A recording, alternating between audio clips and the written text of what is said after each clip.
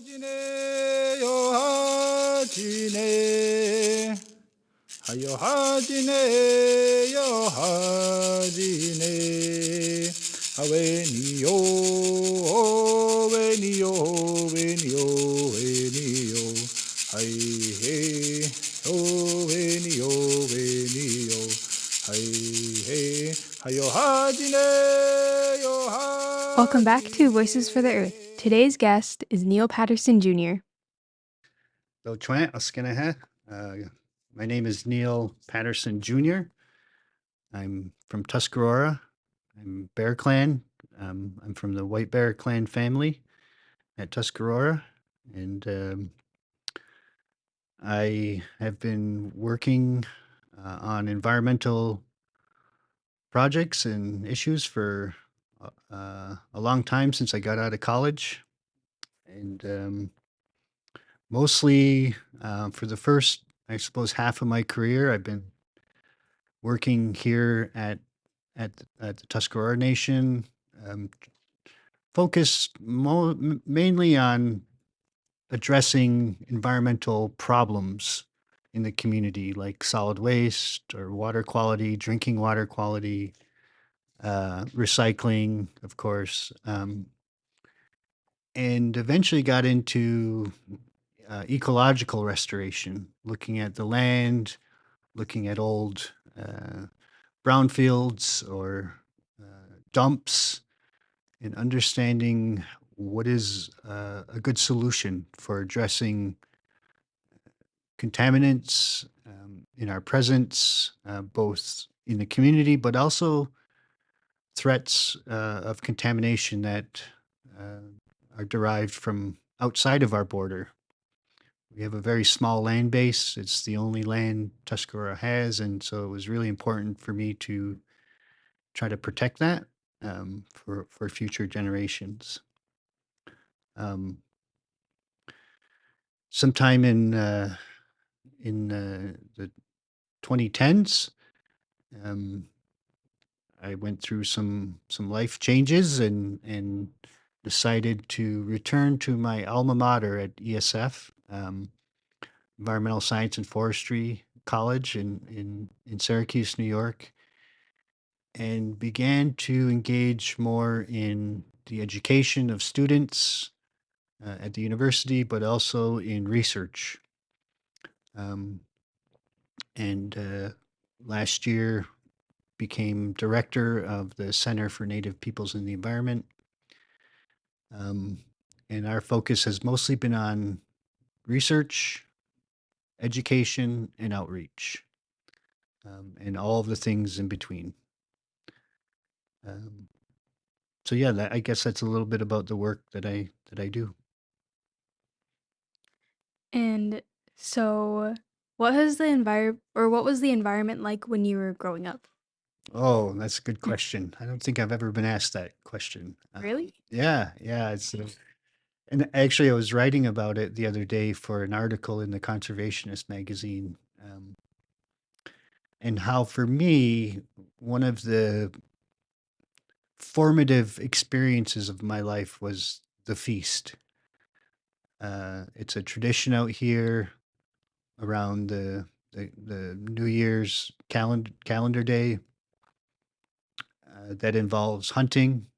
It involves cooking and creating a feast for people as a long-standing tradition.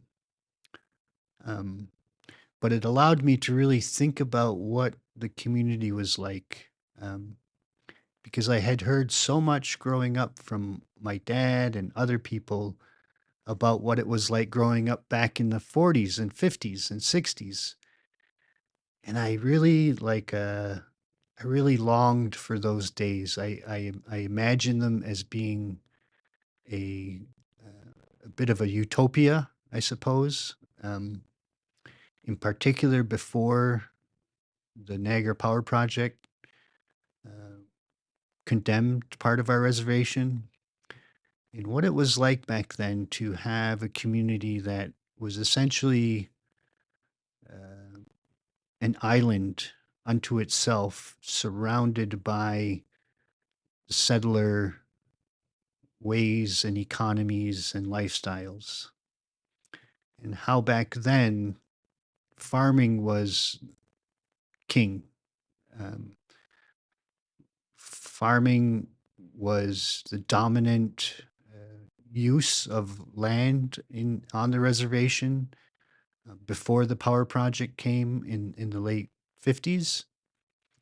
Um, and so when I was a kid, the project had been created. It had condemned some prime farmland on the nation, which is now underwater beneath the Lewiston Reservoir. But it was also coupled with the death of the family farm in America. And so sometime in the 80s and 90s, it became less profitable for a family to farm, to raise meat or grain or produce and subsist off of that. And so when I was young, there was still a remnant of farmland, farms, so hay and grains and orchards were still hanging on just barely when I was young. And so most every field was cultivated, I would say. But by the 1980s, when I was about 10 years old, 15 years old, that began to change, mostly because by that point, families had transitioned into working jobs off of the reservation. And that really began about 100 years ago, um, and steadily increased until the point where when I was a kid, most of the families on the reservation were employed at businesses or in occupations off of the reservation. And so, in a way, the reservation became kind of like a what they might say a bedroom community. People did not live, work, and play on the nation. They spent most of their working day in factories and in employment. Um, a small portion of those were professional occupations like teachers or scientists or engineers, but largely folks were laborers or in the trades or in service sort of occupations off the territory. And that has been a really important shift in how the land, what the relationship to land was.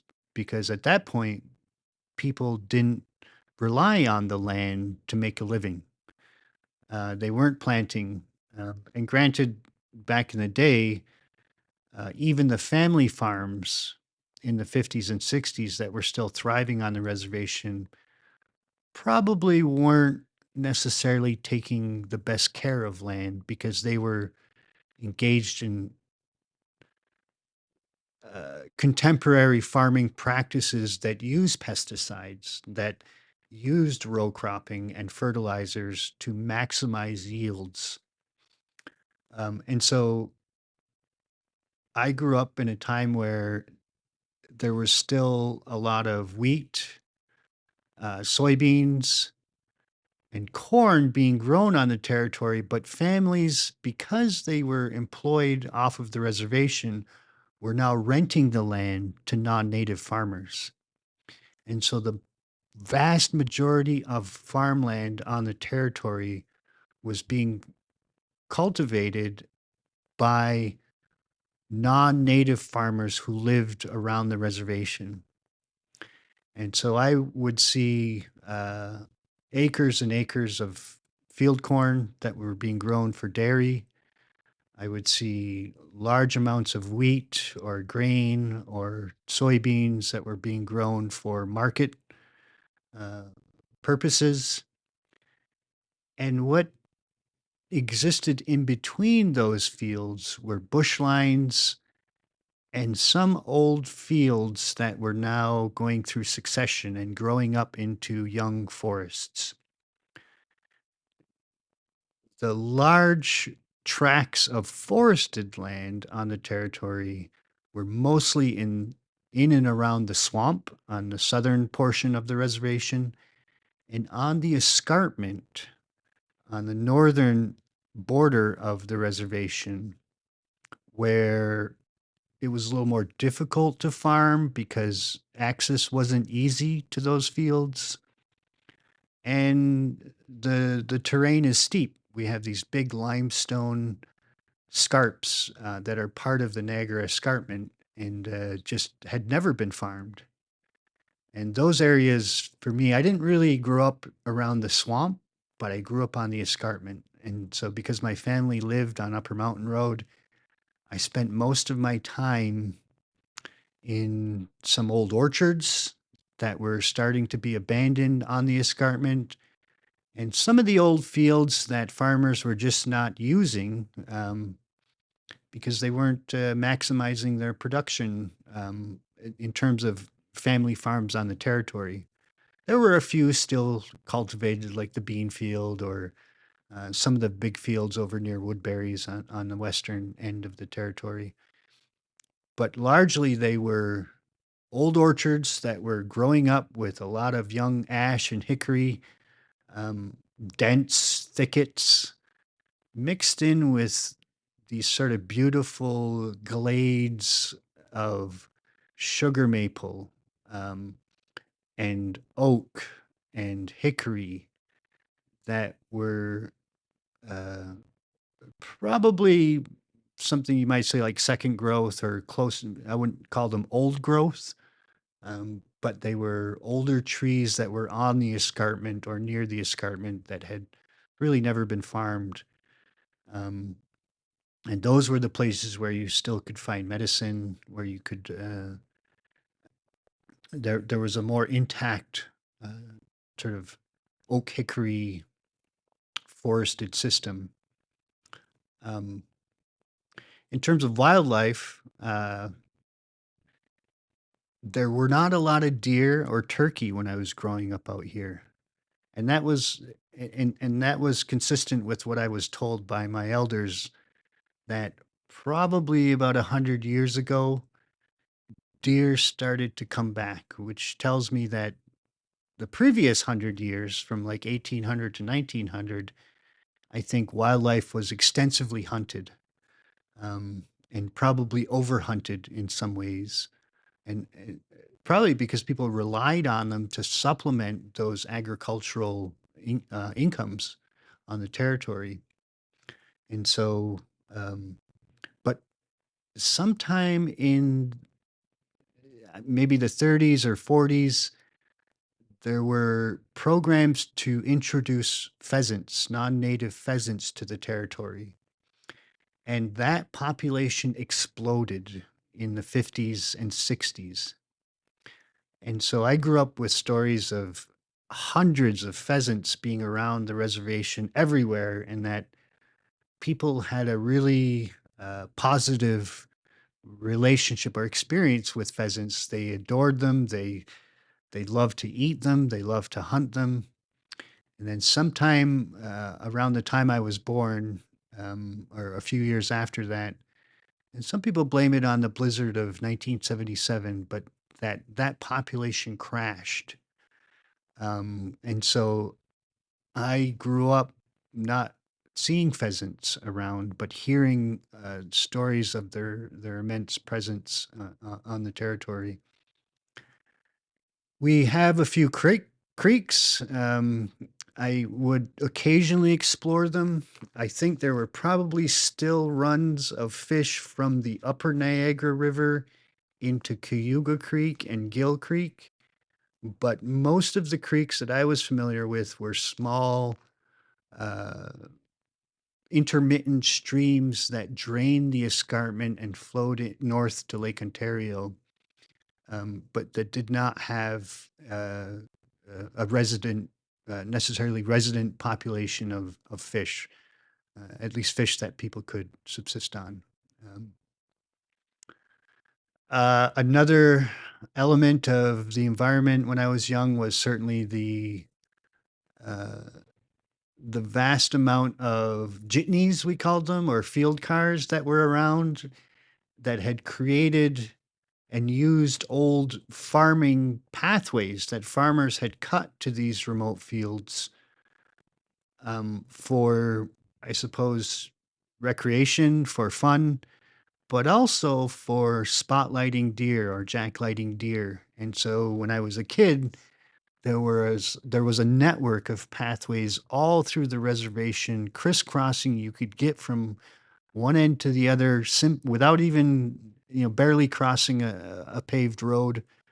Um, and those were, especially in the 1980s, a big reason why um, there were very few deer out here.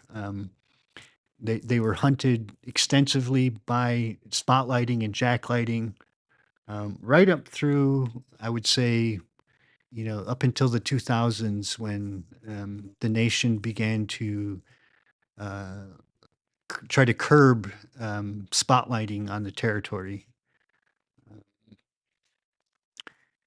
There, of course, were no smoke shops. There were no gasoline stations.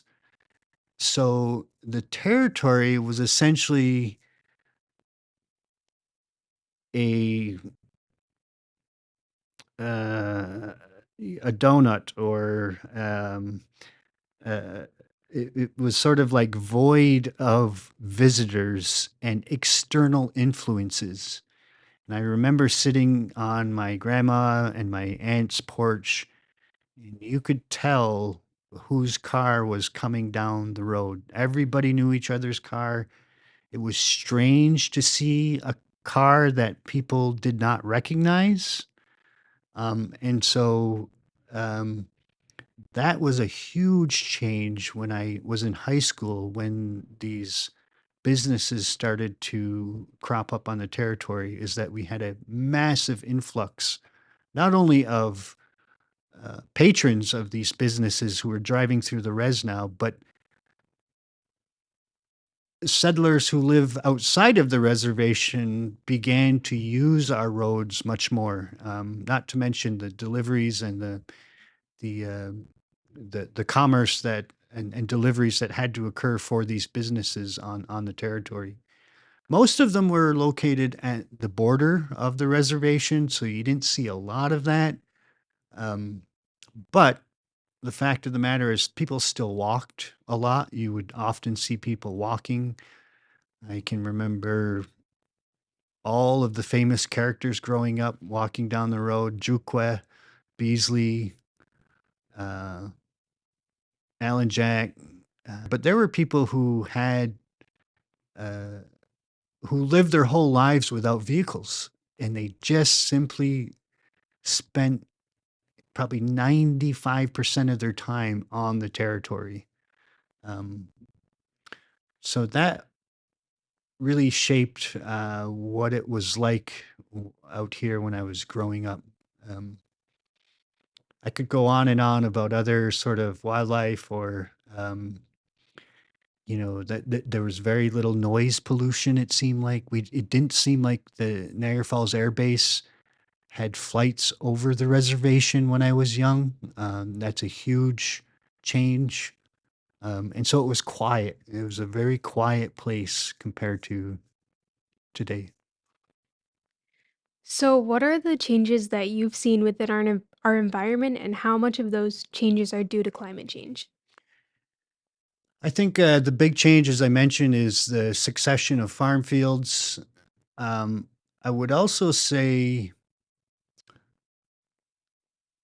and I think I don't know as if there's a causation or a correlation here between climate change and the hydrology of the territory, but it seems to me that we are in a long-term extended period of drought that, for whatever reason, maybe it's people's use of shallow groundwater wells has increased, right? So, like in my parents' time, they did not grow up taking a shower every day.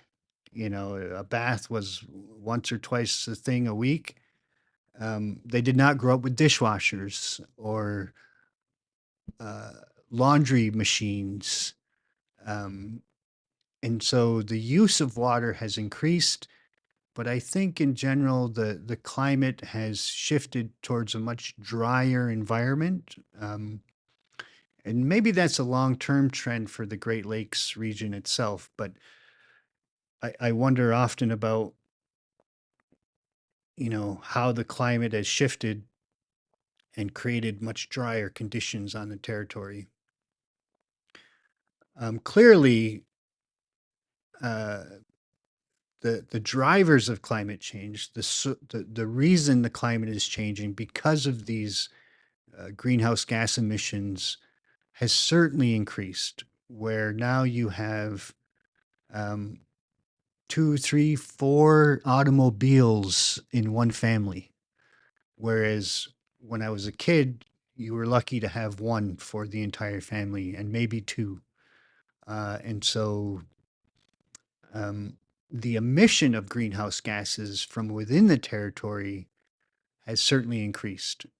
I think about the fact that when I was a kid, there were probably a good majority of homes who heated with firewood and gathered local biomass. That certainly does emit greenhouse gases, but the overall impact to the climate is not as great as the the heating of a home or the providing of electricity in a home through external sources of fossil fuels, right? So that's been a big shift both in automobiles and in the reduction of biomass heating on the territory. Um, I definitely think a lot of our impact to the territory originates in Niagara Falls, um, which is to the south and west of us. And so you have pretty well documented demonstration of pollutants from industries in Niagara Falls that were located along the river because of cheap hydropower who impacted the territory. Now, I wouldn't say that's directly relevant to climate change, but it certainly um, is not helping the issue, especially with sulfur dioxide and other greenhouse gases from paper mills and other production factories in the to the south and west of us. But more importantly, the spread of forever chemicals, the presence of radionuclides in the territory, in and around the territory at large in Niagara County because of our involvement in the Manhattan Project, um, but also the indiscriminate and sometimes targeted release or spills of toxins of that were being used in the production of in petrochemical industries in the falls. Again, not directly related to climate change, but um,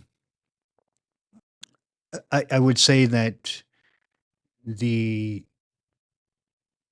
the impact of climate change is compounding so that now we actually see a much longer, drier, but also unpredictable growing season for food. Um, and I don't have any hard evidence, that I can point to, but I think the the fluctuation of both temperature and precipitation that has been happening over the last, especially 20 years and maybe 30 years, um, probably is a direct result of global climate change. So that's another big piece to this. I'm trying to think of other climate change factors that have influenced our territory. But those are some of the few I can just name offhand.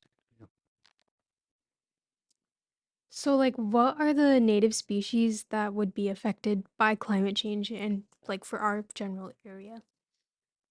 I think the large answer is that because native species are all intertwined in the way that they relate to each other, that there are very few native species that are going to benefit from climate change. However, because we have unpredictable uh, fluctuations in our temperature and our precipitation, we probably see more thriving in species like white ash or green ash or black ash who are a little bit more tolerant to those fluctuations as opposed to species like sugar maple who are a little bit more sensitive to that.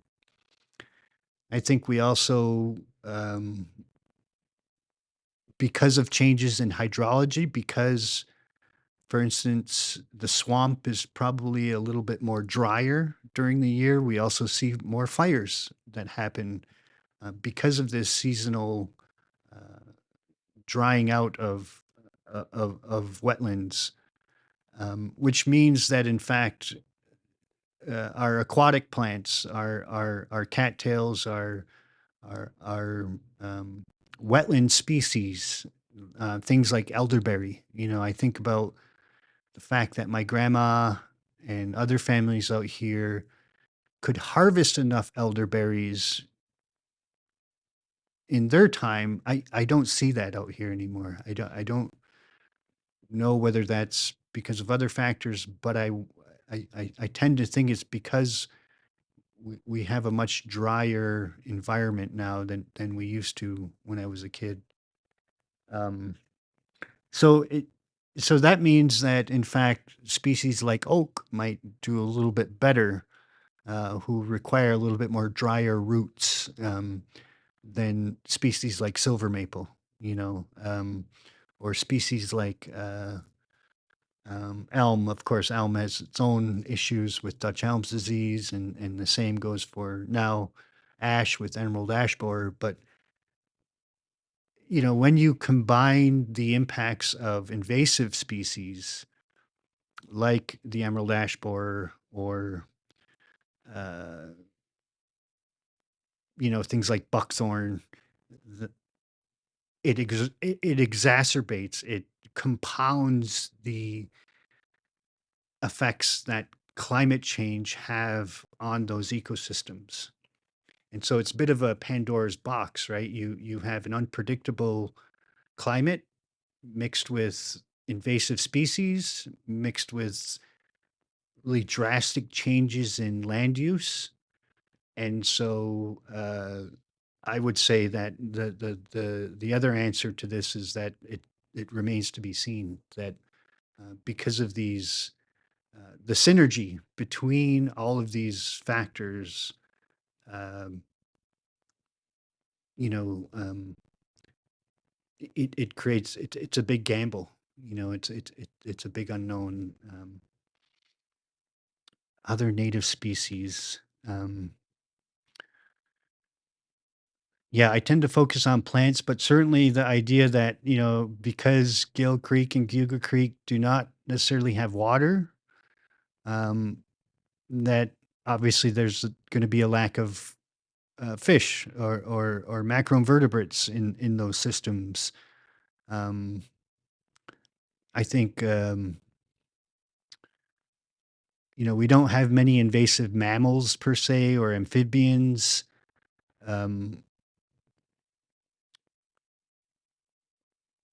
But I think this slow desiccation, this slow drying out of systems and unpredictable frosts in particular, um, have a huge impact on the mast, the masting ability of our nut trees, and certainly the blossoms of our fruit trees, right? So Haudenosaunee people are orchardists. I mean, that's been going on for 400 years plus. We have somehow been able to take fruit trees and learn how to take care of ourselves and each other with fruit trees. And a long time ago, uh, it wasn't uncommon to see peach orchards or plum orchards or cherry orchards out here. And I can't think of one orchard that's left on the territory. You might have a few hobby farms that have some apples or maybe the odd peach, and maybe some grapes, but that's another huge impact is because the first frost and the last frost dates are unpredictable now. It's very hard to raise, uh, fruit for family farms.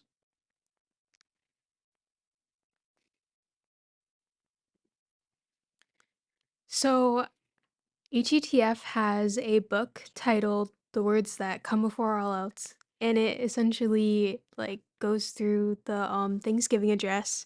And I know that you wrote the fish section for that. So, can you explain from our traditional knowledge what the duties of the fish are? Oh, that's a great question, Violet.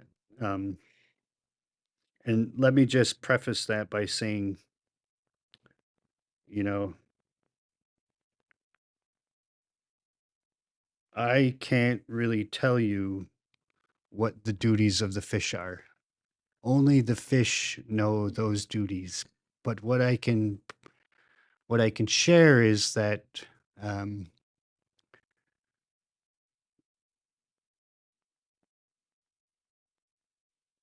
is based on what I've seen and what I've been told.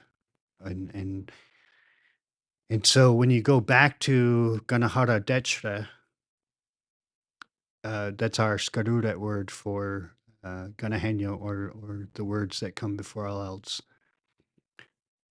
It's pretty clear across the Confederacy that there's some basic responsibilities or duties that the fish have been given by Creator, right? And when I think about it, we could say, "Wakayaketi ha yuthraseti ha'awe," like one of them that I don't quite understand, but I understand it from a Western science perspective, is that they were instructed to clean the water. So, from a Western science perspective, that doesn't necessarily comport or stand up to the scientific method. You know, I don't think there's one ichthyologist who can say this fish cleans the water. Um, but if you look at the communities of fish that are native to our waters here,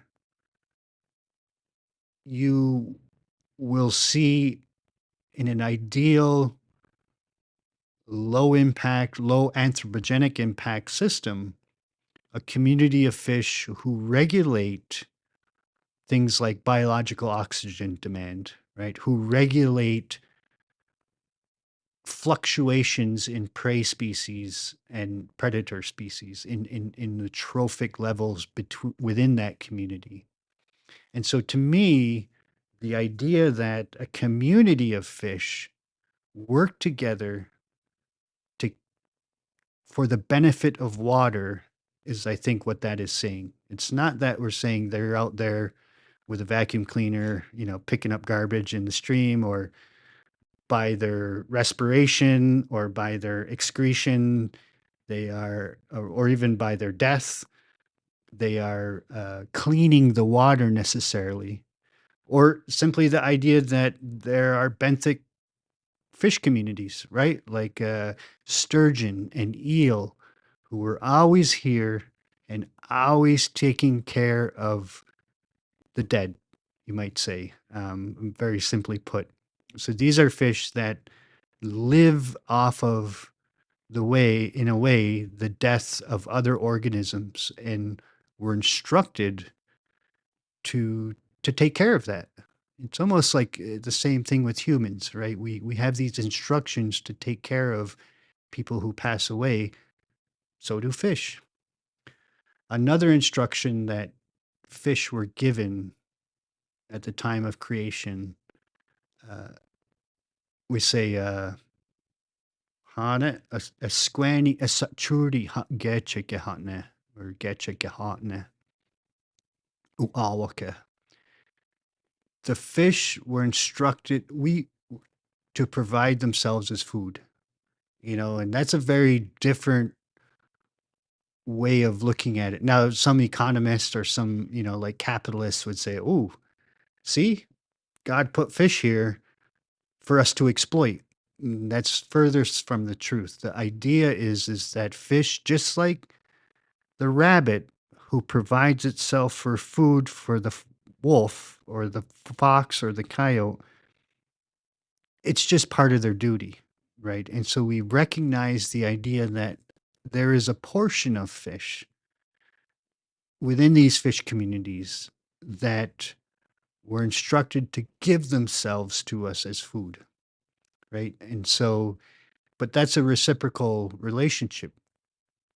When you have fish and people are not eating the fish, it's just like plants. They say those plants will walk away from us. If we ignore our responsibility to eat fish, the fish will stop continuing to make themselves available for us to eat them. So that's another really pretty significant responsibility or duty that the fish has, is that they understand that both bigger fish who eat smaller fish are there for the benefit of all. And in the same way, there's a portion of fish and species of fish or runs of fish that provide human sustenance and allow us to subsist on their populations. Um, I'm just going through the Ganahara Dechra to think about other specific duties.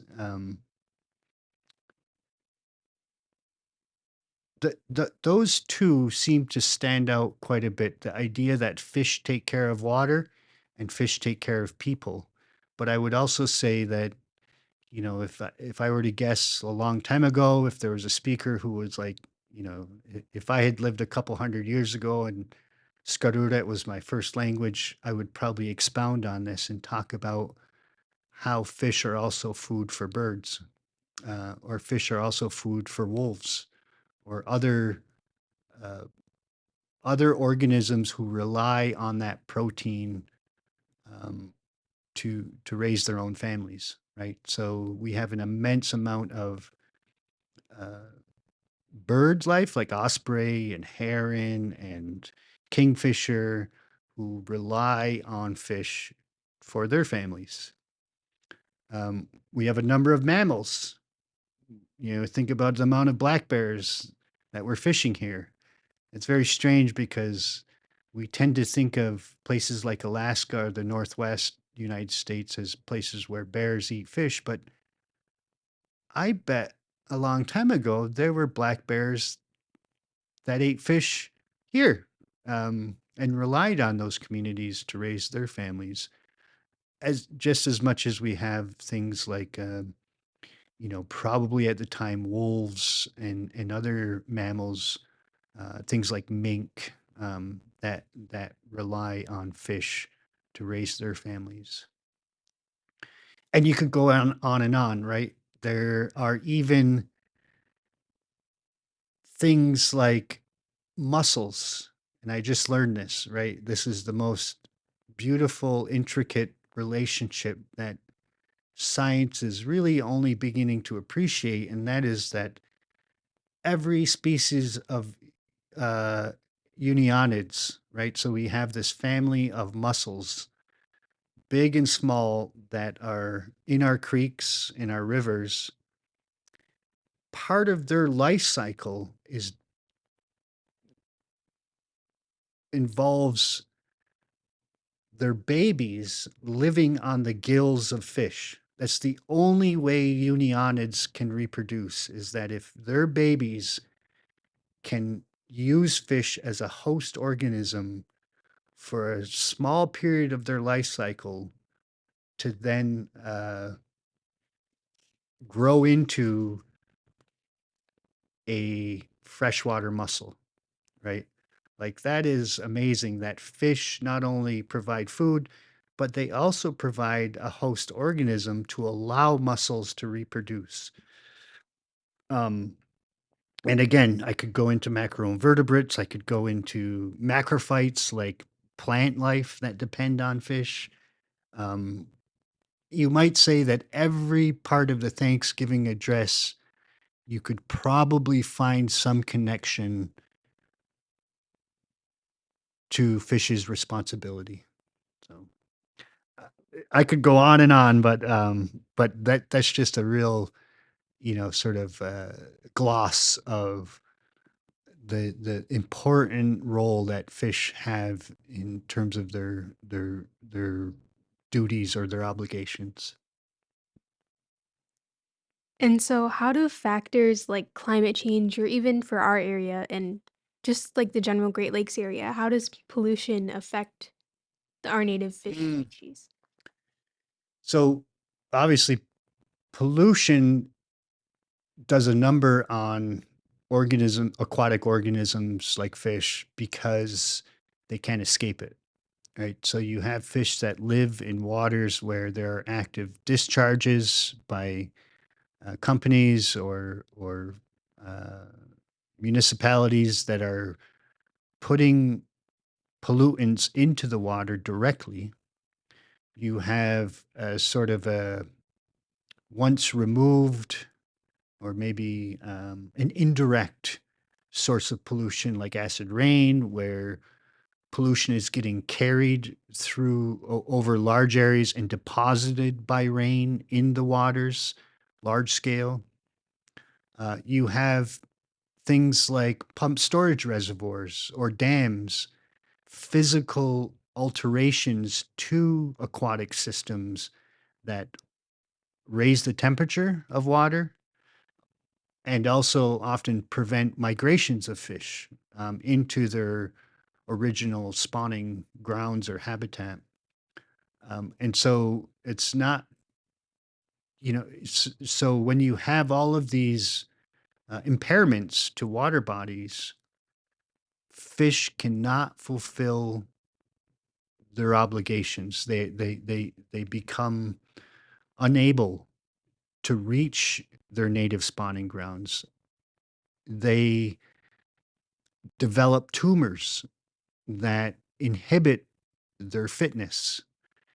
They um, often develop reproductive um, problems um, in their both their eggs as well as in their behavior. Right? They often, because of things like dams, simply reduce their numbers to such a low amount that the continuation of that species is it has come to an end.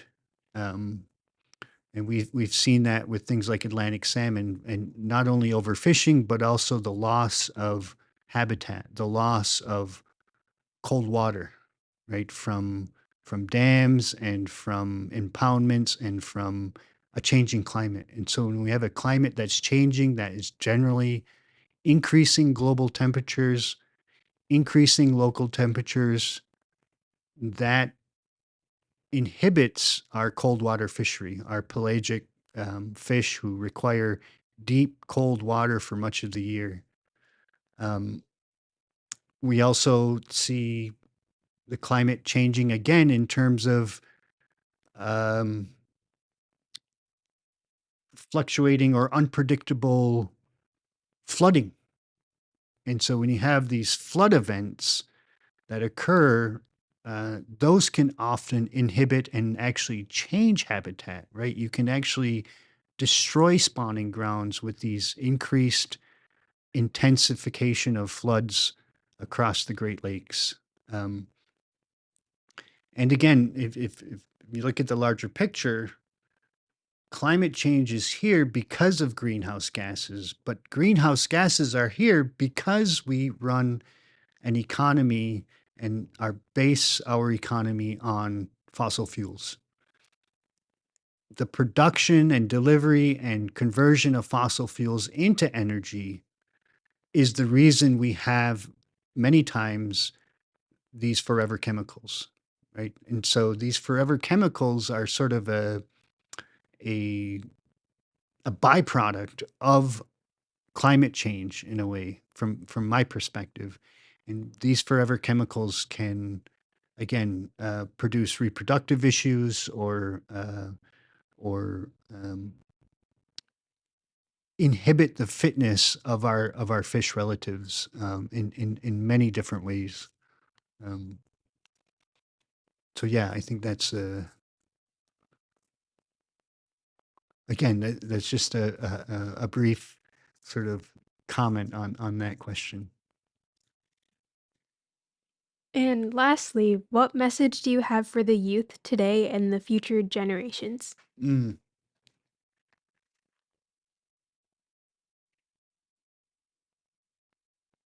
I guess the big message is, don't give up. Don't give up. Um, there can be a different way. And I think our youth are surrounded and embedded in a certain way of living that they can see no other alternative. They can see no other alternative than to go to school, get a car, get a phone, get a job, raise a family, and perpetuate that way of life. We have to start thinking about sharing with each other. We have to think about our own way of life that provides uh, a breeding ground, if you will, that provides uh, an environment of gratitude, right? And so instead of wondering, what more can I get? How much more can I accumulate? How much power or possessions can I achieve? We have to switch back to the idea that everything we need as human beings is already here. And we have to take care of that. Our focus has to be on gratitude and on caretaking. And in order to do that, we have to have access. So we have to keep pushing for access to these places where these relationships have been restored or have never been impaired or have uh, lightly been impaired, to recreate those ways of living, those relationships with each other and with our more than human relatives. And and I think, I think back now, one of the things when I first started working for environment and somebody inspired me to say is that we lack the imagination to see how things could be. We are so stuck in the moment of the capitalist machine right now that we can't imagine living with our extended family in eco homes based on an economy of nature, right? We can't even fathom. And for us, we think, well, that's, our youth today think, well, that sounds like hard living. That sounds like splitting wood or weaving cordage or using outhouses. I don't want to do that. Like, but we lack the creativity and imagination to make it happen. We only think those are hardships or those are inconveniences. But in fact, those are, for me, the pathways to this kind of recovery. Now, I'm not saying everybody needs to drive a horse and buggy, but we it's sort of a all or nothing mentality. It's sort of like I'm not giving up my phone to walk to my neighbors to ask them how they're doing. But there's something in between that we have to find. We have to find some sort of middle ground that relieves pain and suffering of human beings, but also benefits the natural world that fits within the cycles of nature. And I think that's something hopefully we're going to come across soon, is people pushing back against the status quo and saying, let's sit down together and imagine a different way of life that respects nature and is focused on our gratitude and our thanksgiving for nature. Because that's what that Ganahara Dechra is all about. We say it all the time, and then we get in our cars and go on our phones and drive to our nuclear family homes, and and and we've got to have imagination. Um, so don't give up imagining. Like, be creative about what the future could be. Yeah. So I just wanted to say Nyawa for taking the time out of your busy day to let me interview you. So Nyawa. Oh, Jack. Yeah, thanks.